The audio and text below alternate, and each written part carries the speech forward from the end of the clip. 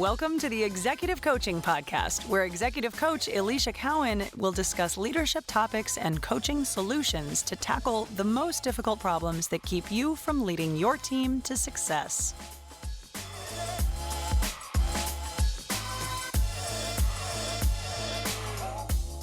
Hey, it's Alicia Cowan, and welcome to the Executive Coaching Podcast. We are having a rainy day here in Wesley Chapel this morning. So it's been raining off and on all morning. So if you hear any thunder in the background, there's a big storm coming through. We are in mid-July right now as I'm recording this, and a couple of really fun, cool things that are happening. I think I mentioned in the last episode, my mother-in-law officially is a resident of Wesley Chapel now. She got all of her stuff delivered, moved into her house, and true to form, she has everything squared away pretty much within days. She had everything moved in and settled. And on our house, we have exciting news this week that we finally are getting ready to start drywall, because we had a lot of framing things that I think I mentioned that were outstanding, some electrical and some framing things to shore up that are finally complete. So installation starts, and we are going to hopefully start drywall this week. And then I can't believe it, but we're starting to look at back to school in about a month. And I cannot believe how fast everything is going this summer.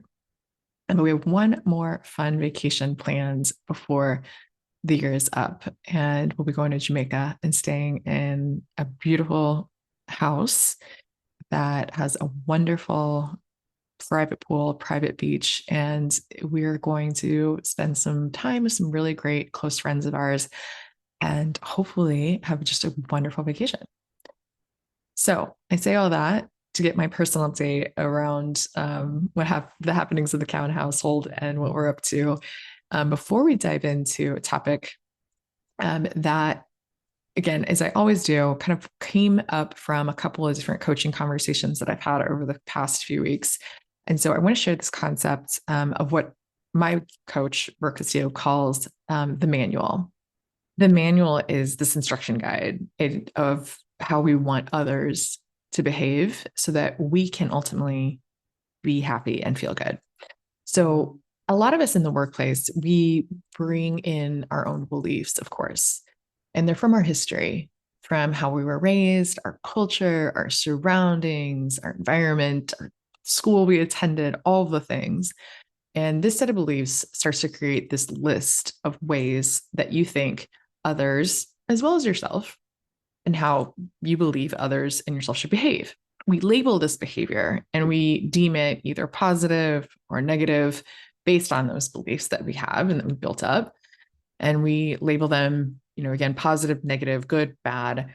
We make those judgments from our perspective.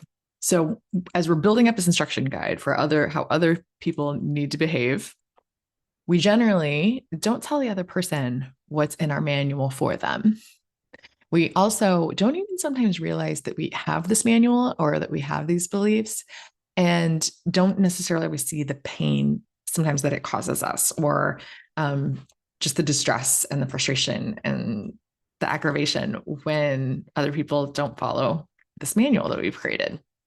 So that's what we're going to talk about today, is hopefully to give you some awareness of this and how it may be affecting you at work. So this may feel very justified in the workplace to have expectations of others.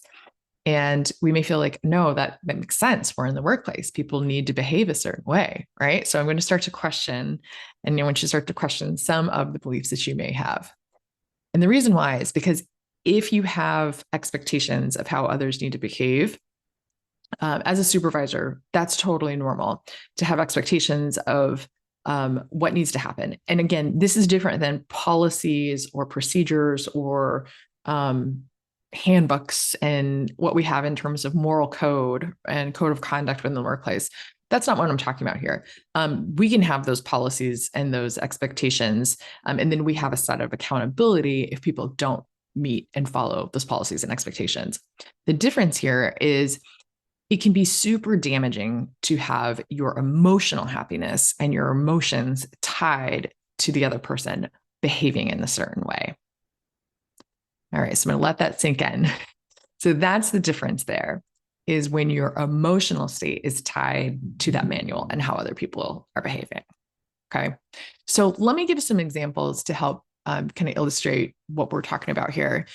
So I'll talk about one coaching situation that I experienced. So I was talking to two different colleagues, and one colleague really had this high expectation around personal relationships at work. You know, she had, again, her own set of beliefs, and what she brought to the workplace was that she wanted her coworkers to, she valued relationships and wanted her coworkers to really know about and care about her personal life in her situations, and to have a set of empathy into what's going on with her personal life and her whole self and what she was bringing to the workplace and what was going on for her. And so when others didn't necessarily have the level of expectation, or meeting her expectation, I should say, when they didn't meet her expectations of like a certain level of care and empathy and compassion and all of this around her personal life, she was really upset by it, really hurt, really like tied to that, and didn't necessarily share that expectation with them, and didn't share or didn't ask for that, but just really expected others to come with that because it's something she valued, and was really upset by it if others didn't feel the same way. Now, on the flip side, another colleague within the same workplace valued separation between work, personal life, and her beliefs that she brought to work were around building very clear boundaries. And she had been in an environment in a prior work life where it was, she felt toxic, about the boundaries were very blurred. She didn't have that really clear line for herself that she felt comfortable with. And she, in her current workspace, brought those beliefs, and she really valued that line, that clear line between work and personal. And her beliefs was that she didn't want to be intrusive on someone else's boundaries and work and personal life. She really felt that it was the kindest thing to do was to be respectful, of course, within the workplace, and have that personal, I guess that work relationship, I would say, and keep that personal life separate. And so, again, very considerate, very respectful and professional within the workplace, but believed that the personal life just needed to be separated. And her beliefs that she brought to the workplace were that that's what she valued. And it's interesting, as talking to these two individuals, the two didn't share those expectations or their personal beliefs within the workplace with each other. And it created some resentment on both sides, and tension about, again, the perception of like tying what was expected, or what manual, what beliefs that we had about each other into the workplace, and why they weren't clicking, and why, because based on those beliefs that they had, and then they were tying their emotions to it, again, either being upset because the other person wasn't following their set of beliefs, and being frustrated that that wasn't occurring. And so that's one example that I recently talked through with some leaders. Another example that I have that will help illustrate it is, there was an employee that was talking about her exit of the organization. She was doing an exit interview and was leaving a role that generally people were really surprised that she was unhappy with, and were surprised that she was leaving. And when she outlined some things during the exit interview, she listed out all these examples of things that she wanted her supervisor to do differently. And these were true personal preferences of how she preferred to be managed. You know, none were of the like immoral or illegal or anything that was inappropriate in the workplace. So get that out of the way too. But she had these really beliefs that she brought again to the workplace that were very inherent of how she wanted to be managed, and how she liked to receive feedback and recognition, and all of these different expectations that she had. And when asked, did she ever share this with anyone? Did she ever ask for these things or tell him of what she was thinking about? She said no. And she really had this expectation that he just know. And realized later, I think the reflection of like, I just didn't expect that I should have to tell him. He should know. And I realized that is on me, that I never expressed that. But she ended up ultimately leaving her role because of it. And the boss, the supervisor, when you're hearing these things, like was more than willing. These were, again, management shifts and compromises that were easy to make, but the boss had no idea. And so even though he said be willing to make those changes, it was just way too late for her and on her behalf, because she just believed that it should have been happening all along. And so I wanted to give you those brief, kind of shorter examples about some expectations and, again, the emotional tie to it. But most manuals are truly pages upon pages thick, and they're complicated and they're intricate. And a lot of us build these over time because, again, of the experiences that we've had. And a lot of times we don't even realize like we're carrying around this big manual for others. So people with these manuals, they feel like the other people in their lives at times should just know how to behave and know what's expected of them. And they believe if people follow that manual, right? So in that example, if my boss would have just followed the manual and done what I believed that he should do in order to manage me, that equates to care and respect and professionalism, and that he cares about me. And if not, then clearly he must not, even though I've never expressed to him and told him, right? And so it's that manipulation of like the ability to either be happy or not based on how others are going to treat you. So here's the reality. Adults at work have the ability to choose how they want to behave. And that includes you. And this doesn't mean that in the workplace that if you violate a policy that you're not held accountable, but it is a choice that grown adults get to make. Okay. And again, going back to if you're a boss, an executive, it doesn't mean that you can't have expectations of employees. It doesn't mean that you don't have policies and procedures and, again, codes of conduct, all of that, right? It just means that you don't have to be emotionally wrecked, angry, frustrated, hurt, etc., if they don't meet those expectations, or if they violate those policies, whatever they do. You could decide how you want to feel about it. Now, again, doesn't mean that we don't have clear consequences and clear accountability to those actions. Okay. So I want to keep reiterating, that's not what I'm saying here by any means. So I'll use a quick example. One would be like, maybe it's a policy, maybe not, but one example would be like being on time to meetings, or maybe ending meetings on time. So rather than getting emotionally tied to it, you can just set an expectation. Hey, we show up to meetings on time, we end meetings on time. If you don't show up to the meeting on time, we're going to start without you and just keep going and proceed.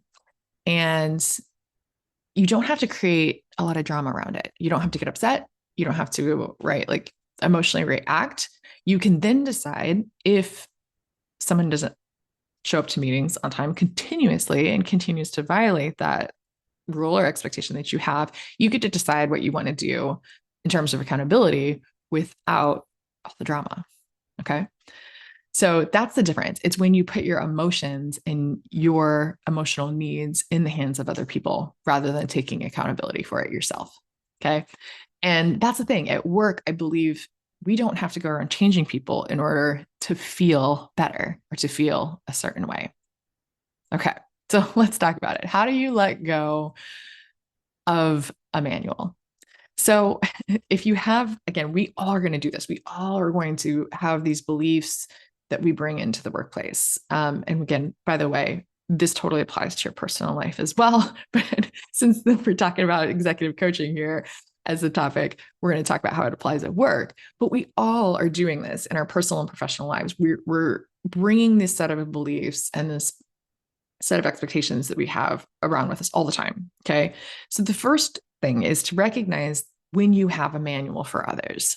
And how you can do that is, as I'm giving some of the examples that we talked about earlier, you can write out examples of your manuals that you have for others.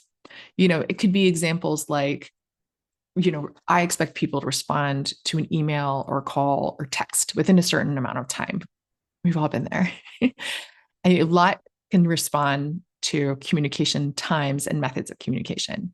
Do you expect people to respond during work hours, after work hours, to what methods and for what reasons? And know when you have those expectations and if you're communicating those to others or not.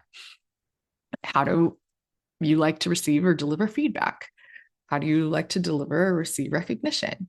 Do people care? Or do you have expectations around other remembering certain dates and personal things within the workplace? Birthdays, annual start dates, and tenure-based recognition. All those things, right? All those things of like what you expect and what you have written in your own manual for others to behave and maybe haven't said out loud. Again, separate than handbook, separate than policies.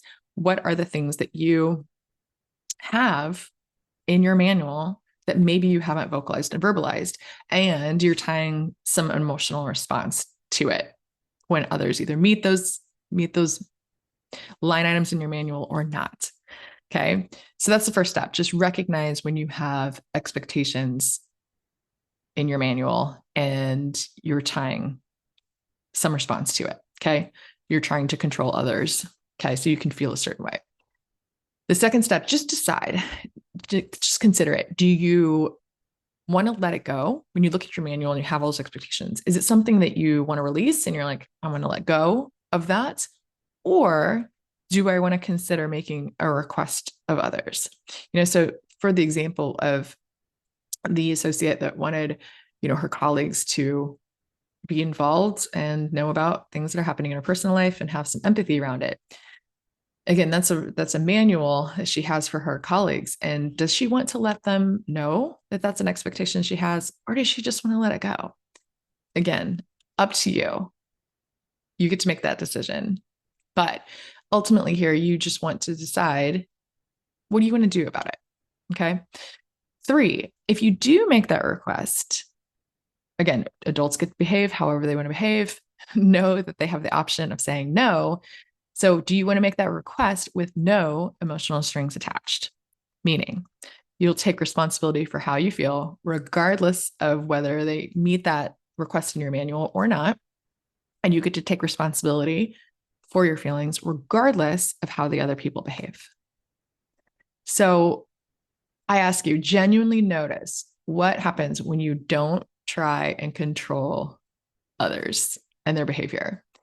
And ask yourself, what would happen if you only try and control your own behavior and your responses to how others behave? And what would your work life look like? What would your workplace be like if you didn't try to control others? Okay. All right. This is heavy stuff, right? The difference between what we have in terms of expectations versus what we have in terms of our own personal manual and expectations, our operating manual. And not easy work to do to try to separate the two. But when we are tying our emotional needs to others' behaviors, it can be really damaging. And I see it in the workplace where people are getting really spun up on trying to control others and wanting them to behave in a different way and losing focus on the bigger picture and what they actually can control. And so if you know somebody that is struggling with this or you are struggling with this, please do not hesitate to reach out. You can reach out to me on this platform. I have my website listed. It's the easiest way to get a hold of me. It's aliciacowancoaching.com. And I'd be happy to chat with you about this further. And thank you as always for listening. I hope you are having a wonderful summer if you're listening to this in July as I'm recording this. And I will talk to you next time, friends. Have a good one. Bye.